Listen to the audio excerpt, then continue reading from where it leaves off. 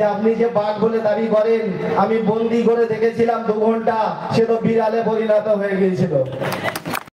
অসংখ্য অসংখ্য ধন্যবাদ যে আজ এই ভগবানপুর অঞ্চলে একটা প্রস্তুতি সবাই আমি এসেছিলাম, এসে বলেছিলাম যে গেট ভেঙেছে মানে, গেটে বাধা দিয়েছে মানে এরা কিছু করবে।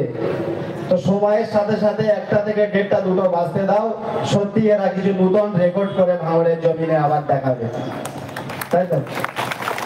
রক্ত দিন, মানুষের জীবন বাঁচান, রক্ত ডোনেট করে কতটা আনন্দ পাওয়া যায় সেটা আইএসএফ এর নেতৃত্ব ছাড়া অন্য কেউ বলে বোঝাতে পারবে না।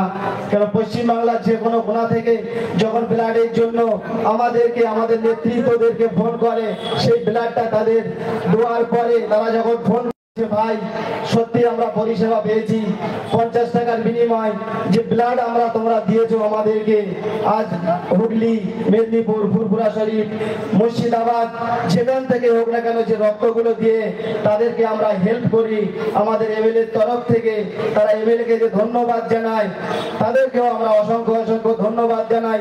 ধন্যবাদ জানানোর সাথে সাথে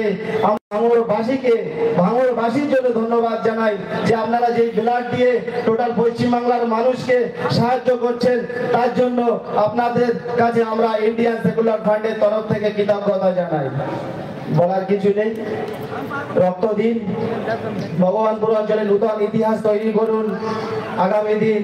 এরপরে আরো যত ব্লাড ডোনেশন ক্যাম্প হবে আশা করছি নতুন নতুন রেকর্ড আমরা তৈরি করব।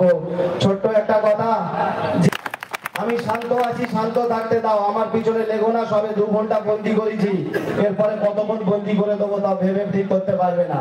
যেরকম আছি সেরকম থাকতে দাও, পিছনে লাগার চেষ্টা করো না।